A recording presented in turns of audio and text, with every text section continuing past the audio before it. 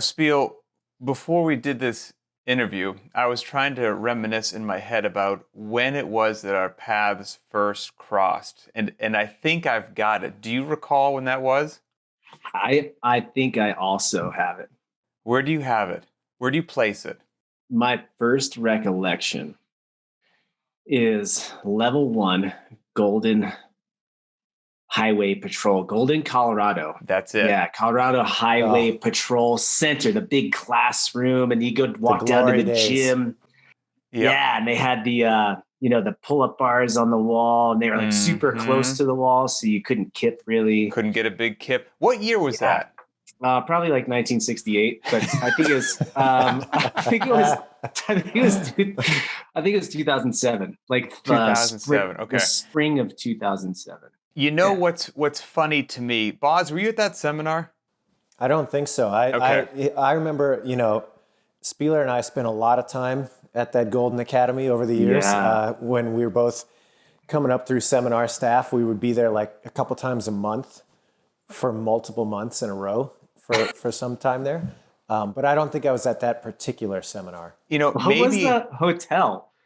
Remember Boston Hotel with the pool and then the hot tub? The sketchy hot tub? Well, there was one or the other. You could never have both. You couldn't have the pool and the hot tub. One was closed or broken, or the other. Never both. Always.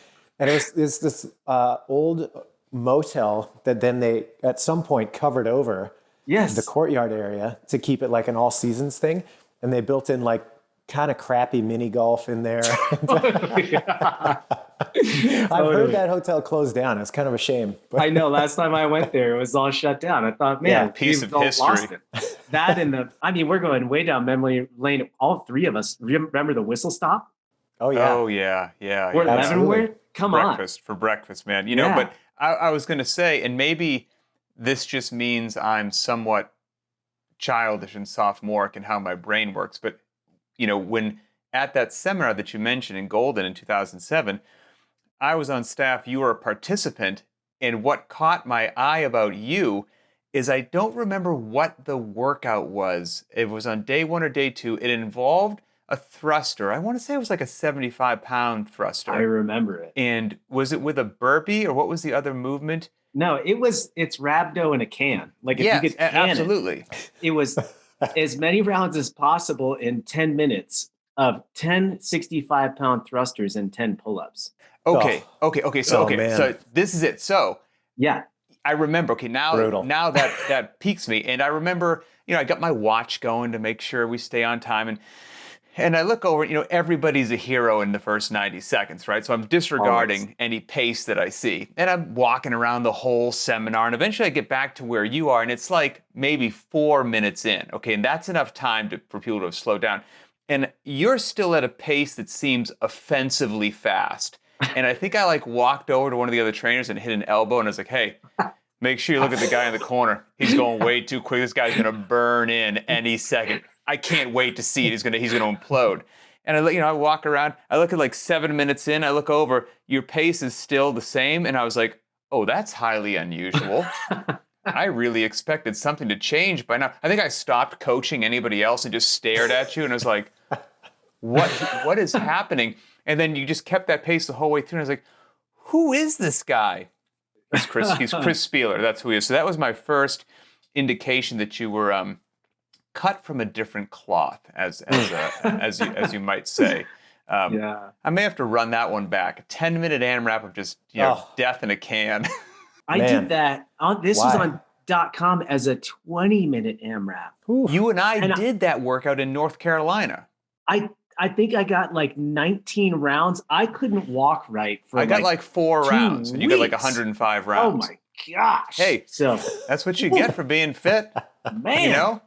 The workouts don't hurt so much if you're not quite as fit. No. True. Well, anyway. True story. Can confirm. We are way off base here, but it had to be done. So the reason that I wanted to have you on the show was you've had an affiliate forever in Park City, Utah, which has a very, let's just say, unreasonably high cost of living. Actually, all three of us have lived in places like that. Boz is in San Fran. I'm just outside of Seattle. You're in Park City. And you've had your gym for many, many years doing what I assume most affiliate owners do, which is renting a space from a landlord. And then, as we all know, due to economics and due to people wanting to make money, generally speaking, over the course of time, rent only goes up. It does not go down. And so pretty rare. Yeah. If your profits are staying relatively the same, there's probably some other expenses you have. Those are increasing. Your rent is increasing.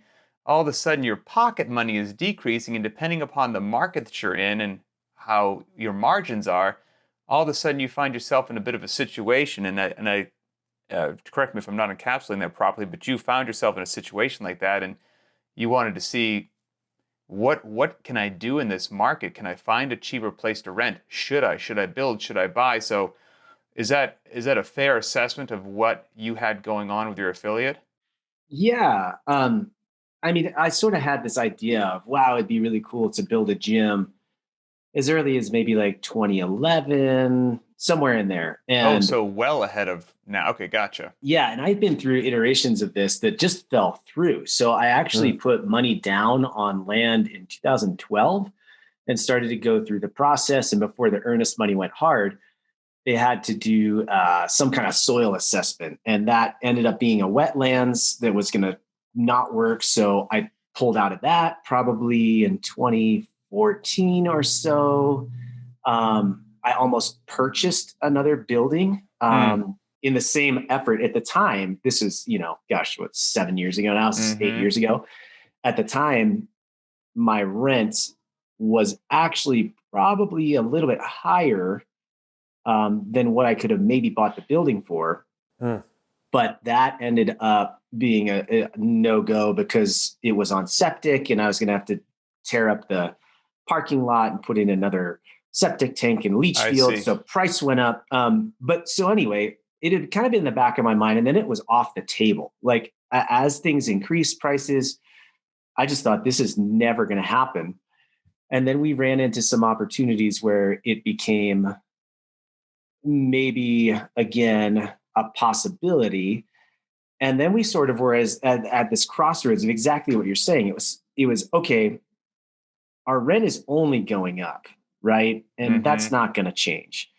And that's not sustainable. So I either need to completely change the business model and go to more of a smaller group training atmosphere and a higher price point, which I just didn't feel right about for the community. Not that that's a wrong thing to do.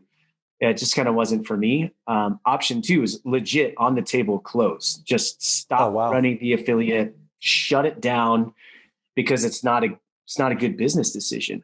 And is it sustainable? And then option 3 was, can we build? And so, that's what led us to where we are now. I'm sure everybody's lease is a little bit different, but do you remember, did your lease go up a small percentage, be it 2% or 3% annually, or what was the frequency of the price increases? Yeah, every year it went up about $500. And then we acquired more. $500 a month? No. Okay. Yes. So every year it would go up $500 a month.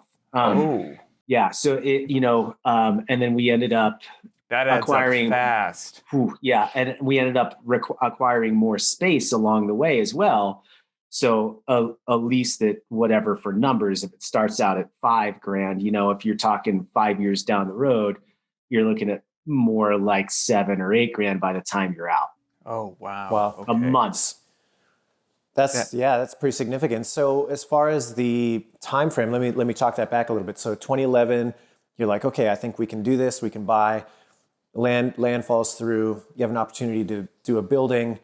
There's some hidden costs in there that, frankly, I think you probably dodged a bullet not having to deal with some of that stuff, right? Like that's always the silent killer as you get all in. And then next thing you know, you're like, wait a minute, this is a much bigger project.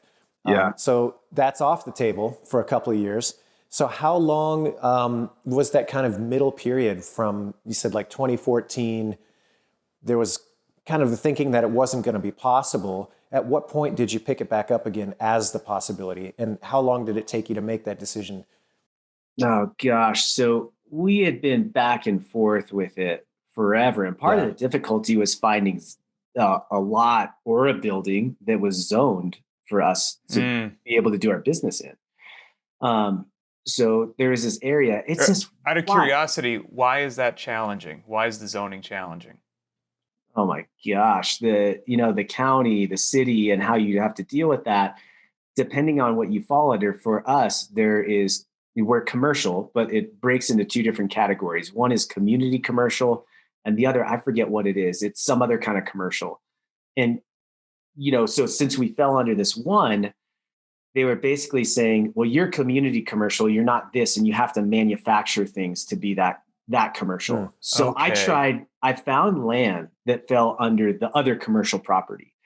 And I was like, maybe this could work because the land was affordable. And at the time, I knew a guy that could maybe help with the metal building. And so I looked into it. I went to the county and I wrote them this whole letter. And I looked at the documents and how they described what commercial was. I tried everything I could. I said, hey, we weren't at the time, but I was like, I'll buy one of these if we can build. I said, we don't only run a gym, but we actually print t-shirts. We're a t-shirt printing manufacturer. And we offer these products and these services. We help the local business. We're in a small town.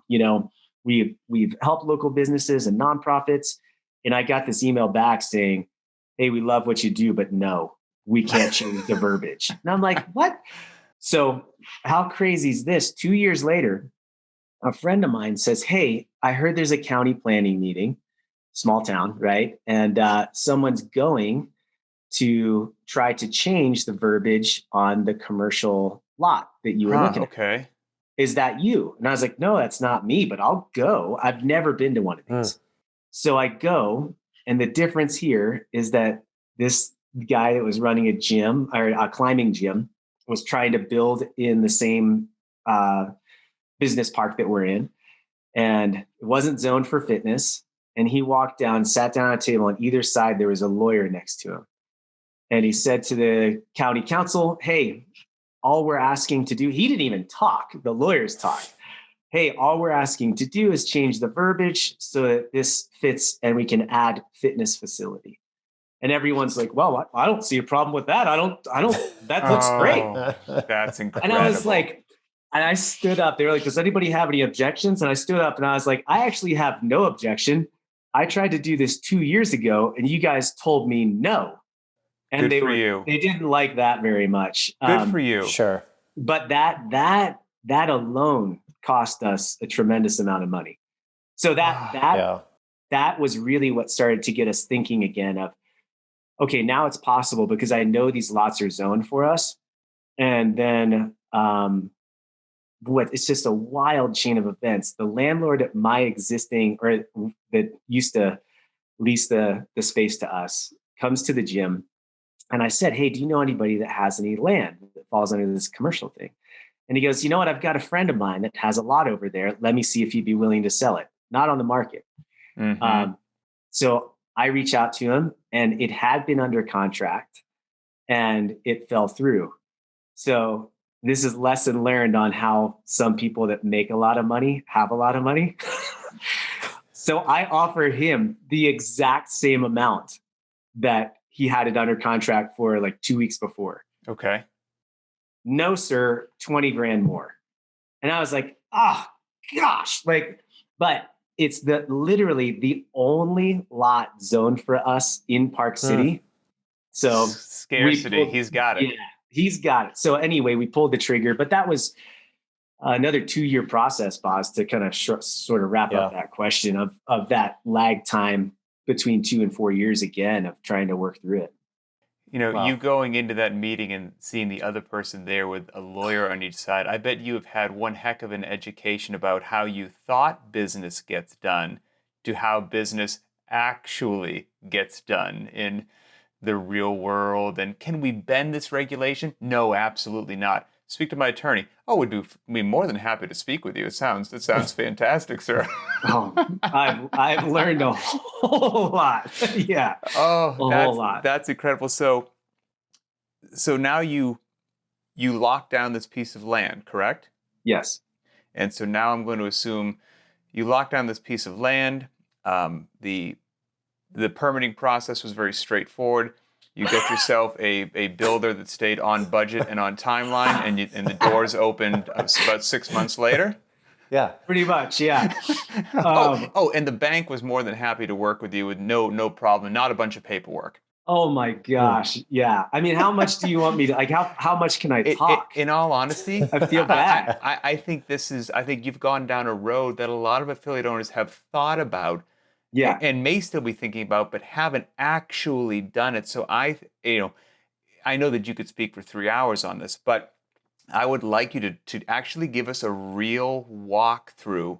Okay. What it took from I've got the land to now I opened the doors and my clients are there. I know that could be a long one, but kind of give us a nice brief walkthrough, and I'll jot down anything that I want to circle back to dive into a bit more. Cool. And interrupt if you need. Okay. So I'll try to keep it in a nutshell.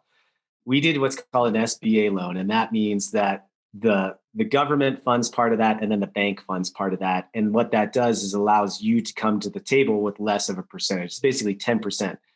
Trick is, though, that you need to, even though I have the land, I'm locking in the land, I have to put down 10% of the entire projected construction cost. Finished cost.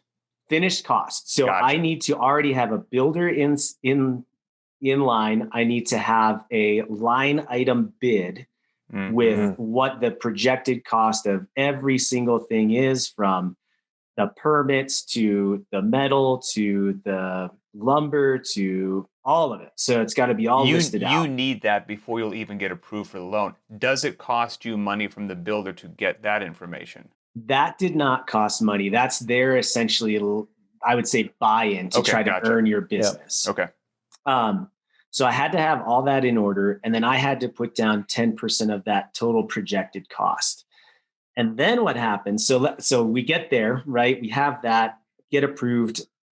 I put down the money on the loan. How long did that take just to get approved for the financing? That wasn't as long.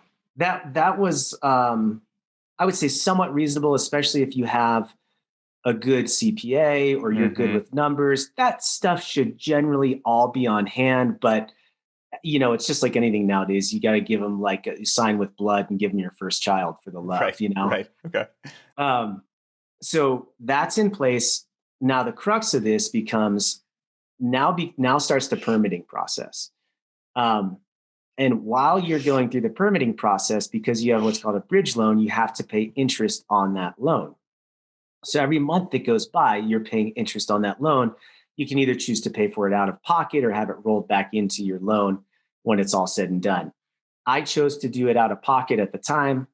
And this is the part where you have to be really careful and have some serious cushion. Because what I've learned is nobody talks to one another, and they all pass the buck to you. So in like city planning departments, you mean? City planning and bank, right? So gotcha. Biggest mistake I made is staying with a big bank. Find a local bank that actually cares about you as a human being, because the big banks just don't. And you're even though it's a tremendous amount of money to us, they're like, oh, who's this guy, gal? Like, makes no sense. So I basically, this is wild. For the bank to fund the loan, they need all the permits in place. So you have to have stamped and approved permits so that they fund it. Okay. But I can't, because the bank doesn't want to commit its money to something that might not happen. Right. Yep. Or it can't get approved. Yep. But I need the money to pay the permit to the county. So I'm talking to the bank and saying, so you guys are going to give me this money to get the permits. And the bank's like, yeah, we got you. But then when it comes time to get to the permit, you go back to the bank and you're like, so I'm going to need this much money. And they're like, well, we're going to need the stamp permit. And it's like, well, no, you said you give me that money to get the permit. Well, I don't know if that's the way it works. And no lie, like that's the conversation that I'm having. It's not like, no, we told you this up front. Information changes, Sure. So I had to keep the project moving. I had to front every single permit cost, which is not cheap. And around here, man, it's so unethical. Like, I'm not afraid to say that. They charge you for transportation fee, which I had already paid a portion of at the existing spot, but it doesn't follow the business. It stays with the building. What do you mean a transportation fee? Exactly, Pat. What is a transportation fee? So let me tell you what a transportation fee is. In our town, you have to pay the county a certain amount of money based off of the projected traffic that comes to your facility at the peak hours of traffic. And the goal is that it helps provide for infrastructure and bus routes, which we don't have one at our building. Okay. And it does road maintenance, whatever. Now, because we're a fitness facility, they assume that you have one of the highest number of people coming in at peak hours. So they've got this chart that you follow, and you are already lumped in. You are a fitness facility, and this is how much you're going to owe per square foot. So there's nothing to do with the actual traffic that you're going to increase to your place of business, and everything to do with the modeling that they've done on pre-existing businesses that don't really follow your own. Correct. And if you want to change that, you have to hire a traffic engineer at your own cost and have them come and assess the project over time to see what it is. And meanwhile, every month you're paying interest on the land. Well, you're paying interest on the land, you're paying for the permits, and now you might have to pay for a traffic engineer. Which I decided not to pay for the traffic engineer. But in short, I had to front all the money for the permits so that I could get a stamped plan. Now, in that time, you've got 3 different departments at the building or the county. We have a planning department, a mechanical, and a building. Right. And these 3 different departments look at your site plan. I'm assigned a planning developer. That guy, this is so crazy, this is not due to code. We sent him the engineering. He didn't want the door on the front of the building. He wanted it on the side of the building instead. And because of that, we had to do 8 different engineering plans, because it messed with the parking and the amount of parking we wanted, going into the easement with our neighbors, getting documents from them, getting signed stuff. I'm shocked that somebody can dictate where the door of your buildings go. I was going to say, and what's the rationale? Like, why was he so fixated on that particular aspect of the project? He just didn't like it. He was in charge of it, and he was a grumpy little man that... So because of that, and because nobody talks at the county, and because nobody's keeping track of what's going on, the head county planner, he doesn't know what's going on with me and my business and the planner that's been assigned to me. That guy either got fired or left. I don't know. And now it took us 18 months to get a stamped plan to where we could build. Wow. And so I had to pay interest. I was going to say, so for 18 months, you're just writing checks, right? And nothing is happening for 0. 18 months. Wow. 18 months. And so did you, go ahead. I mean, you had to have had moments along that trajectory where you haven't quite reached that point of no return, where you're moving along the track, you're starting to see these things accrue, you're starting to deal with some frustration about getting the process moving forward. How close were you to pulling the plug and just saying, forget it? I don't think I ever really got there. Okay, that's good. Yeah, I have, I don't know. I tend to be that, I'm going to see it through to the end guy. Maybe to a fault. I don't know. But we were in, we were in. There was really no backing out because we had already been pre-approved and, we had everything in place, but it was really, really, really hard because none of those planning departments talk. So the planning department and the building department and the mechanical department, the engineering department, they don't talk to one another, at least in my experience. And I'm still dealing with this to this day on certain things. So I've got a question.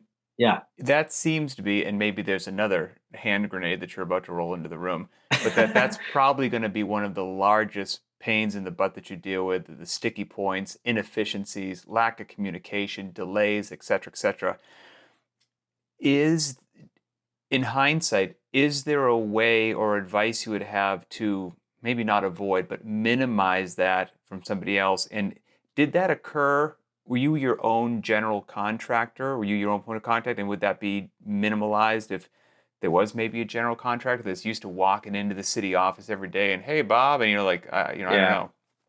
So we had a general contractor, but they're not from here. They had never built in Summit County. And I do look back and wonder. You ain't from around here, are you? Right. I do wonder if we would have had somebody from the county, would that have been a different result? I don't know. I really don't know. Here's what I have learned is be incredibly annoying. Be absolutely persistent and go knock on the door, show up, email. And when I say email, don't email the person in the one department, email every single department head. Be the squeakiest wheel that you possibly can be, and that will help things get done. Persistent and annoying, or persistent and polite? Annoying. Oh, like no you kidding.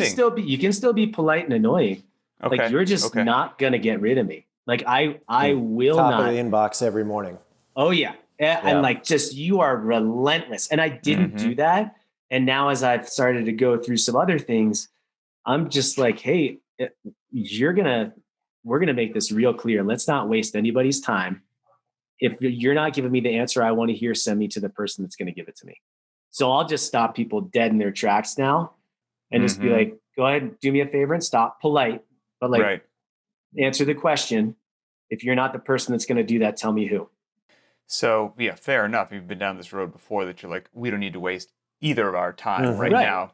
So you identify the land, grab the land, you secure an SBA loan, you go through a miserable 18-month permitting process in which you're changing your door 28 times and Lord knows what else you had to have done, but you finally have approved permits. 18 months has gone by. A shovel hasn't hit the ground yet, correct? Correct. And it's a global pandemic. And it's a global pandemic. So everything's going well. So now you have permits in hand. Is your contractor just waiting to fire up the excavator? I mean, what happens next? Yeah, he was like had every duck in a row, and thankfully that was a really positive thing. So the second we got that, it's go time, which was great. May I pause you before we go there? The contractor that now is about to break ground, is this the same guy that you started with? Was the screening process to find a good, reliable general contractor easy, hard? You know, what's the recommendation to people there? First of all, I'm not research guy. Like if I go to Home Depot to get a snowblower, I'm like, there's the cheap one, there's the expensive one. Sir, I will take the one in the middle. You know, like I'm not going to research it. I'm going to buy a Toyota because everyone says they run forever and they do. I'm buying a Toyota. You know, I'm not going to so I'm not like that. So I looked at basically two different contractors, one out. Actually, he also took his level 1 at Golden State Highway Patrol. Oh, interesting. Believe it or not. Crazy, what a right? small world. I know. So I spoke with him and I spoke with someone local. And basically what I did is I found other people that had done building projects with my GC. And I called them. I said, hey, what's your experience? How was it? How was it? And one of the people that came back said, hey, obviously, you know, building is building. Got to stay on top of them sometimes, but always on time, always on budget. And I was like, that's nice to hear. Done. Not necessarily always true, but I mean, you know, granted, there are different circumstances in our world right now, but that's what really pushed me to use the GC I did. Okay. So now, fast forward, you've got permits. How does the building process go? I mean, can I make an assumption as somebody who's never built a building that you've got financing in place? The city appears to be totally happy with what's happening. You've got permits stamped. Yeah. General contractors there. Are you now headache free? Construction happens, doors open. No, obviously you're still having to pay interest, right? And what's interesting about now this loan is that they take this bridge loan and they roll it into a construction loan. So the construction loan, the way that happens is that every month that goes by, every draw that you have, Mm-hmm. now you have a higher amount of money that you are lending. So now your interest payment goes up. So if you're borrowing $10,000 one month, your interest payment is X. Well, the next time you draw out, if it's now $20,000, your interest just went up. Right. So that's something to be really aware of. That was being rolled into the loan, but that also makes you pretty annoyed when things aren't on time. Mm-hmm. And again, I'm not a builder, but in my experience, the feeling is sometimes as if everyone else is passing the buck to you and you're the one that has to pay for it. You know, it's like, well, that guy wasn't on time because the county didn't do this, or because there's a delay with that, or because we had to redo this, but I'm the guy that has to pay for it. And I'm like, as the owner, you're the guy. The buck gets passed to you. Right. Nobody says, Chris, this was completely my fault. I'll take the hit on this one. Right. Like you generally get the runaround from that in every course of the process. And it's just like, well, it's just kind of the way it is. Now, having said that, the GC that I work with, he did show me afterwards, like, hey, here are all the things that I did to help you out. It would have been really helpful to know it during the process. But he did do things to try to help us out. And he did do things to try to make things as best as possible. Oh, but that's good I to mean, hear. we were supposed to be in the building in 6 months and we were in the building in a year. And I was that guy where I was like, everybody says, you know, it's going to cost more, it's going to be late. I was like, that's not going to happen to me. I'm going to stay on top of it and like, we're going to get it done. And it's just the reality of the situation, you know. It's subs and the environment now with COVID and supply chain and still dealing with the county. It's just there's unforeseen circumstances. And if it wasn't COVID and supply chain, it would have been something else. Because even before Totally. the pandemic, everybody seems to go over the timeline and over the budget. Nobody ever says, took half the time and half the budget that I thought. Nobody ever says that. So Right. not giving us specific numbers, but maybe a percentage, right? In hindsight, you said you thought it'd take 6 months, it took a year. So it sounds like the timeline for the construction was actually 100% longer than you thought it would be.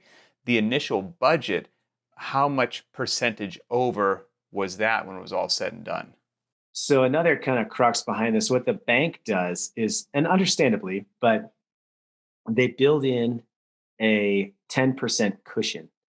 So whatever you come to them with and say, hey, this is the projected final cost, they build in a 10% cushion. And I think they built in something else, which thankfully we did not exceed that. So the total construction cost was not more than 10% of the projected cost, maybe 10 to 15%. That doesn't include, all the interest costs and the protracted payments that you have to make due to all the delays and things like that, right? Correct. Yeah, you got it. So you kind of get this catch-22 of like, well, we didn't go over because they also put in the cost, the projected interest cost. So that's already in there. And the cushion is based off of the actual building and not the interest payments, things like that. So we stayed within those parameters, which is great.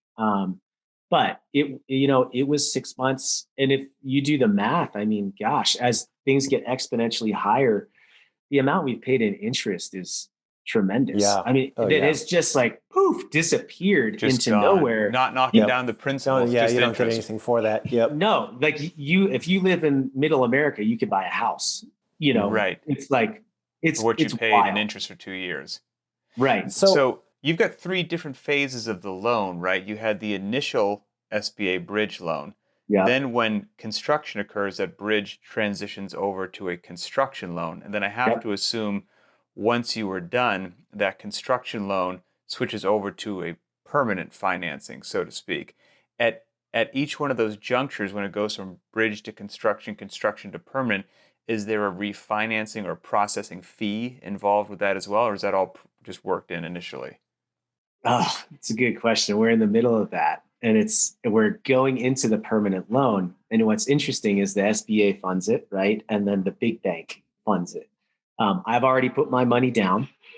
But again, these two people don't really talk very well. So unbelievable. oh my gosh, it's wild. And so I am like busting my tail last month to get, I have sent every dime. The project is paid for. I've sent them all the money for it. And I'm like, it's done. I am not getting charged interest anymore. Correct. And the guy at the big bank is like, if we get this in, we can finalize the loan, no interest payment. I'm like, deal. September 1st hits. I look at my bank account. Wow, gone. It's gone. And I was like, what the? I called the guy and I was like, and guess what? Guess what the banker guy was? On vacation, right? Oh my gosh. So he won't pick up his phone. He won't reply to a text. Meanwhile, like, no one gives me a paycheck. I got to show up and make it happen, but this guy, punch in and punch out, just like, whatever, just do whatever. And so, oh my gosh. So he sends me to this other guy at the bank. And this guy at the bank says, oh, so-and-so told me to call you. And I'm like, no, like, we're not going to have this conversation. The cut to the chase. So I say, I was charged interest. Am I going to be refunded for that? He's like, well, I'm like, answer the question, bro. And he goes, well, no, that's not the way it works. And I said, well, then why was I told to get all this stuff together ahead of time? And he said, I almost blew my lid, fellas. He goes, I don't know what we could have done differently. He said, we gave you a loan. And I said, stop right there, sir. I was like, you gave me nothing. I qualified for the loan and I paid interest over the past X amount of months. Like, you didn't give me anything, bro. Right. So now we're in the process of dealing with the SBA and getting all of our information in it. They have all of our info, but they need info from the big bank to be able to close. And homie's maybe on vacation again. I don't know what he's doing, but he's like literally dragging his feet. So my plan, I don't know. My plan, I'm serious, before the first of the month, any cushion money that I have left in there, I will take it all out and put it in another account. So that if they try to hit it, I'm like, nope, sorry, Charlie. So those are all things that you just have to continue to go through, even through this process. So I mean, it's fascinating, the ins and outs of this. And, obviously it's a huge project and lots going on in the world that complicate it. It's complicated anyway. I'm curious on the other end of it. So you still have an affiliate at this point. It's still active. You've got members and coaches and everybody needs to get in and get their fitness going. Yeah. Obviously your time is pretty tied up with this other project. Can you speak a little bit about managing that end of it? It's not like that responsibility goes away. Good question. Yeah. So how do you start to balance this? You've taken on this massive undertaking. It's spiraling into something that, nobody could have predicted to that degree anyway. How do you balance that other stuff that you've got going on? I mean, you're a busy guy at the low end of it. So how do you navigate that? Thankfully we have a really great team at the gym, and especially at the time, most of those people, we had a really good flow and system of X amount of classes per trainer. So I was teaching about 6 classes a week and I was doing one-on-ones and dealing with all the back end work, but there were some incredibly busy seasons, and you just have to feel that. And the hardest part about it isn't so much, I would say, the actual work, right? Because we can all bust tail, make it happen and get it done.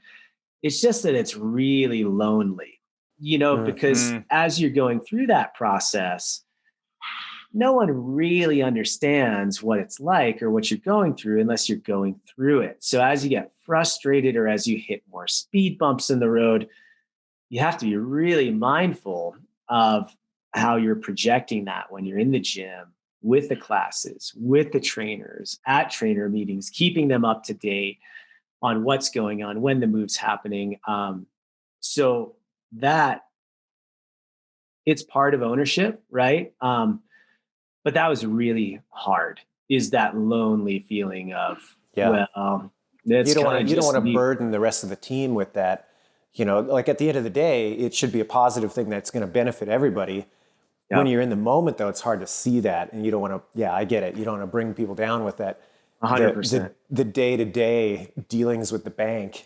Yeah. You to bring that into your trainer meeting, Right. But at the same time, you're like, I got to keep these guys up to speed. And then they'll say, well, hey, where are we? What's going on now? And so you just do your best to give them that info.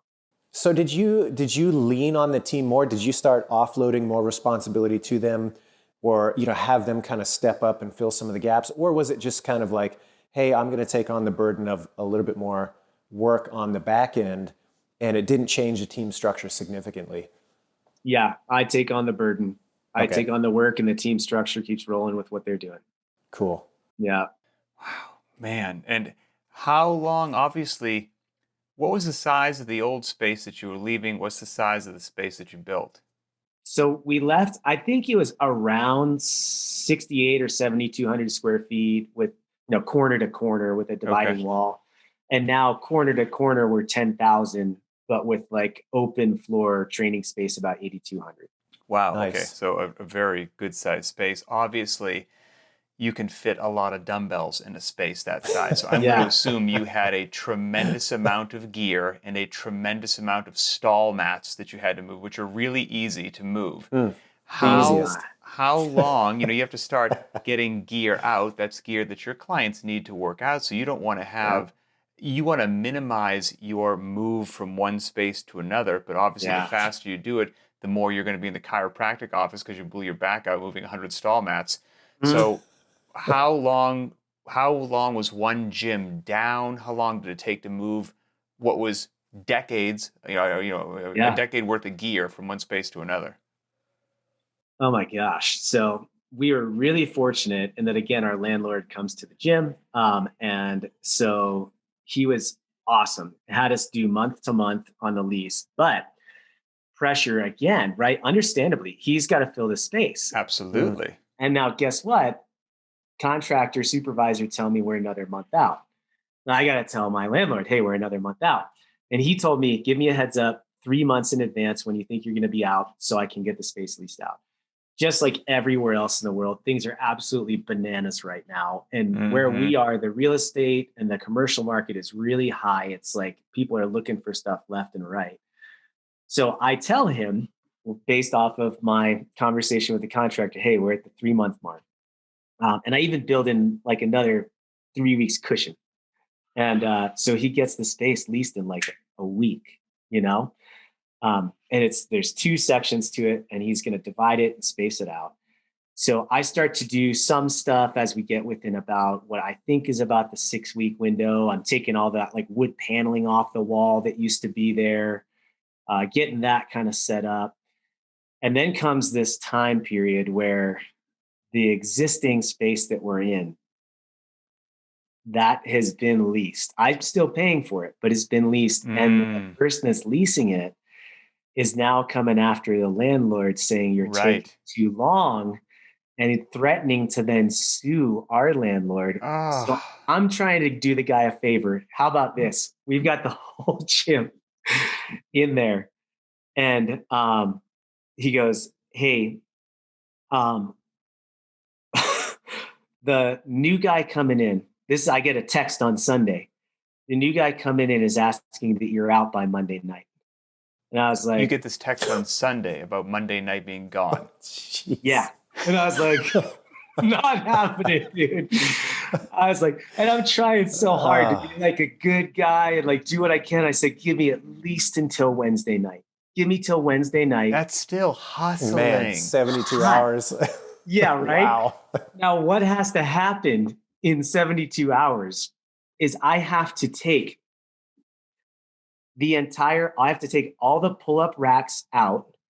I have to take every stall mat that I have out of our both spaces and the new ones that I've acquired. And I have to lay the entire new floor in the gym so that we can take the equipment out and put it on top of the floor. Because I'm not going to put the equipment in and have to move it. You can't move any gear until the floor's down. Check. But you have to get all the gear out of there to get the old floor up. Got it. So I take 3 days, dude, to get every piece of gear on the larger side of the gym, at least unbolted, get all the floor to the new space, condense it to the smaller side of the gym where they are now building a wall where we don't have a bathroom anymore in our facility. They have to go across the street to use a different one. And no lie, I think it was 400 stall mats. Oh And my goodness, 400. 400 stall mats. And we had some help from the community, which is great, but I would say like 90 to 95% of the stall mats that were laid, I had to do by myself. Tell you what, you want to just, it's not a technical movement, but you want to just have an event at the CrossFit Games that tests grit, move 400 stall mats for time. Oh, buddy. And now we're talking about laying them, and you've got to measure them and cut them in all the little spots, get the floor laid. And no lie, like I'm at the old space on Wednesday night, like peeling stickers off the wall at 12:31 in the morning. Did you miss your workout that day? A couple. And like I am hustling, busting tail to get that stuff moved in. But then what the interesting thing is, from that point to where we actually got a certificate of occupancy was another 3 weeks. Because because the county now, they've got to do, the fire, and they got to do the building and the site planning, but the site planner didn't talk to the builder, and the builder's not talking to the engineers. Never. It's crazy. Chris, it's interesting hearing your perspective on this from a smaller town even. I've got some friends that live in bigger cities, New York, San Francisco, places like that. New York specifically stands out to me. I've talked to people that have gone through process of moving affiliates or opening affiliates or whatever. And a lot of them just resign themselves to the fact that they will operate illegally for the better part of like a year because the inspections that need to take place are so backlogged that it is literally impossible to get them in any sort of meaningful time. And so the lag from you can be in the building to when the inspector comes around can be so crazy. And people weigh the cost and right. The risk versus reward. Yeah. Well, yeah, they're like, okay, it's going to cost me X amount of rent to just sit with the building idle versus the fee that I might have to pay if somebody comes around and says, hey, where's your permit? See, it's crazy. And so it's wild that even in a smaller location, you're coming up against a similar circumstance. That's crazy. Oh, that is absolutely insane to me. So you eventually, you get moved, you get the certificate of occupancy and you're in, so to speak. How long have you been in now? We've been in for 2.5 weeks, and we still have to do some things to appease the county. But the same thing, the guy in the building department's on vacation till October, but I was told I have it done in 2 weeks. So I've kind of just resigned it to like, hey, it's your problem. If you guys want this done, it's off my hands now. Right. You can deal with that. But yeah, we've been in for about 2.5 weeks, nice. like running classes. Yeah. Well, so, okay, you go through this big process, you get the building, you guys are in now. It's early days still. I mean, 2.5 weeks is still, that's nothing, especially if you think about the long term, you're probably going to want to be there for quite some time after all that work. Yeah. Have you had a chance to kind of reflect back and think, if I were a different affiliate, or if I was just somebody that was interested in this process, what would be kind of the milestones that you think would be necessary to pass before you'd consider taking on a project? Like, is this something that you would say, hey, you're 2 years into having your affiliate, go for it, try to build a building? Or is there some other kind of metric in your mind that it's like, hey, not before this point should you consider taking something on like this? Yeah, that's a great question. So I think for most people, most affiliate owners at some point hit this crossroads of they have to have this real hard conversation of, is this really what I'm going to do the rest of my life? Like, is this really my profession from here on out? Is that sustainable? Is that what I want to do? Are we in a trajectory that can happen? And so that's the first question. If the answer to that is yes, this is financially viable and what I want to do for the rest of my life, then I think that's step one. Because for me, and I'm totally transparent with this, like, this is the exit strategy. Most people think that their affiliate is worth money because they've got this equipment in it, and the equipment cost them X amount of dollars, and they've got, this space they're leasing out, and the community is so great. Your affiliate is really only worth the membership that is coming in.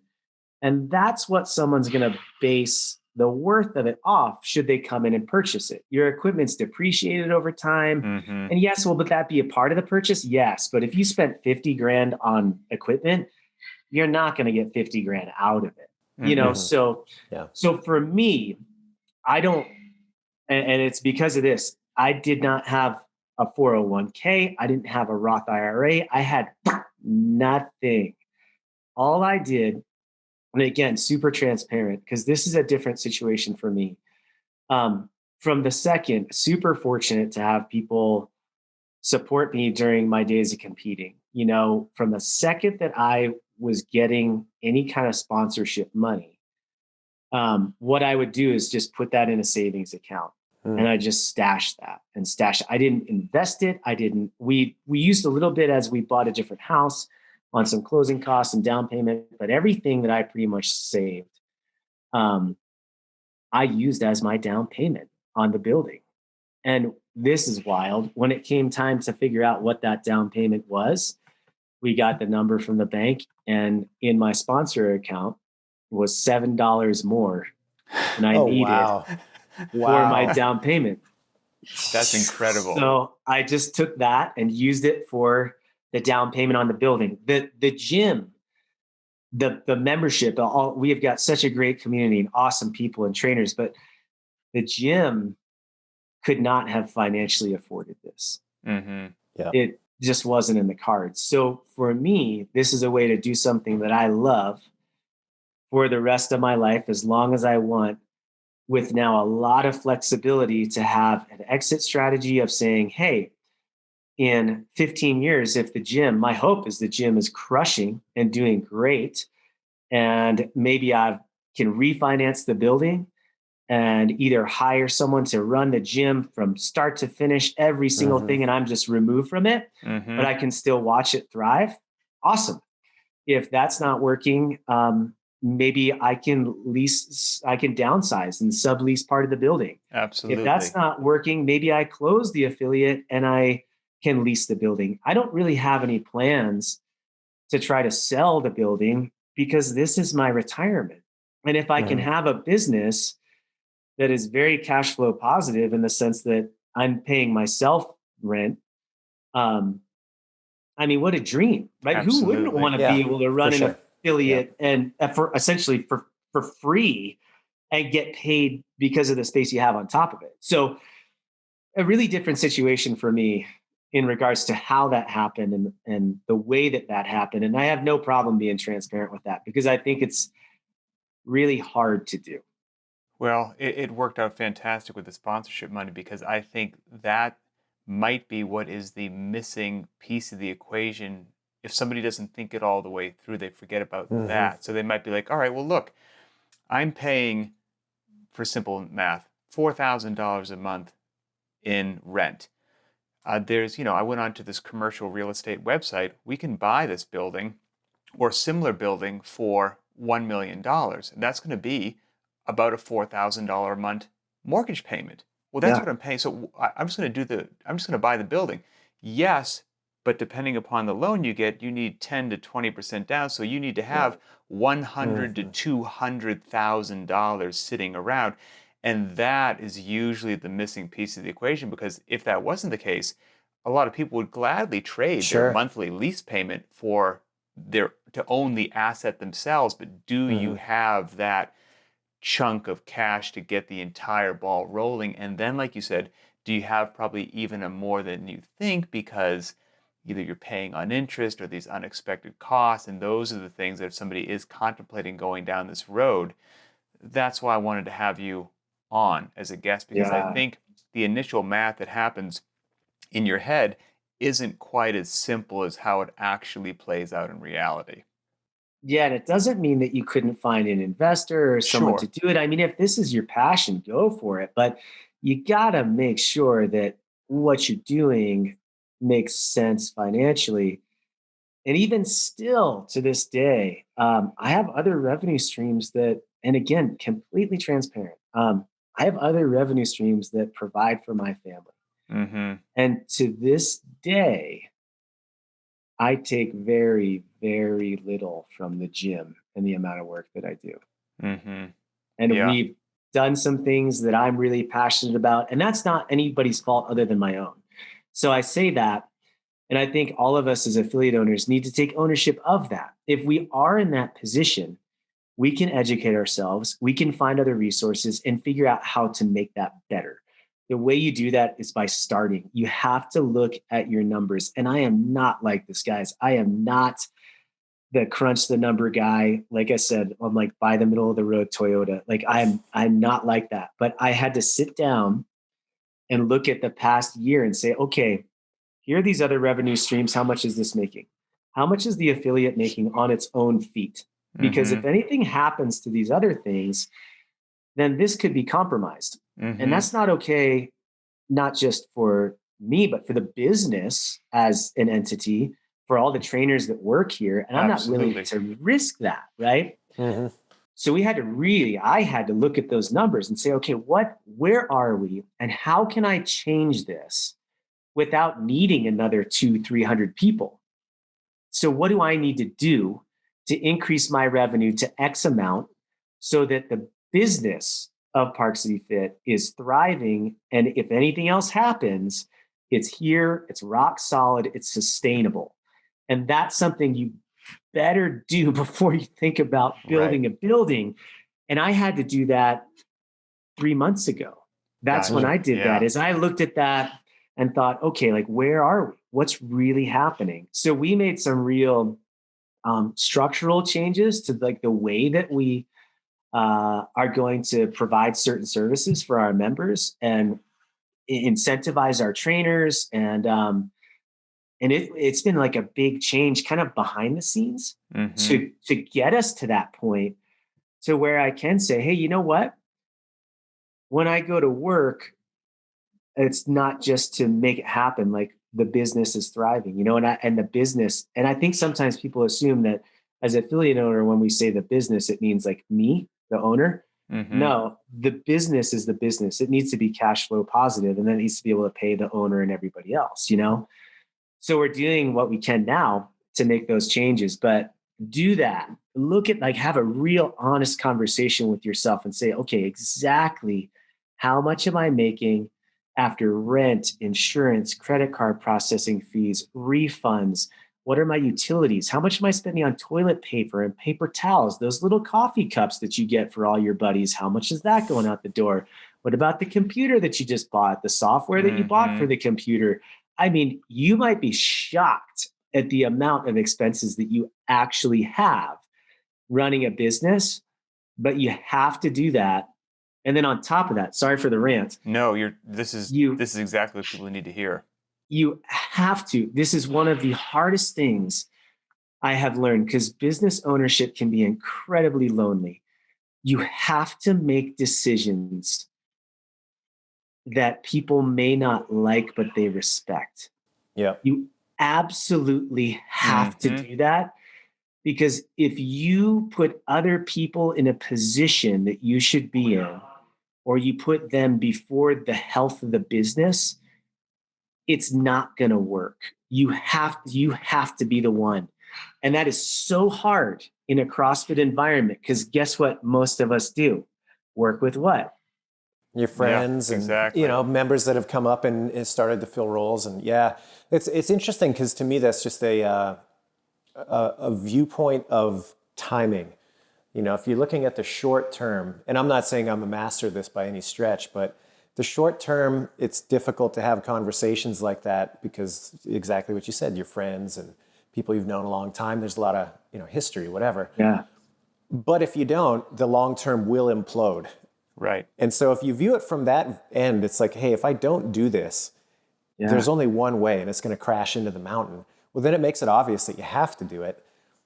But it's hard because we don't think that way as people, right? You think about what's in front of you instead of what will inevitably happen. It's harder to focus on that. So, that's nobody benefits if the ship sinks. Exactly. Nobody. Yep. So, and what might be a great couple months, but then what? Yeah. And what's interesting is in my experience, it's really, and I understand why, it's really hard for sometimes employees to see it through that optic or that lens, because they're not responsible for making sure that this ship that you are steering is going in the direction.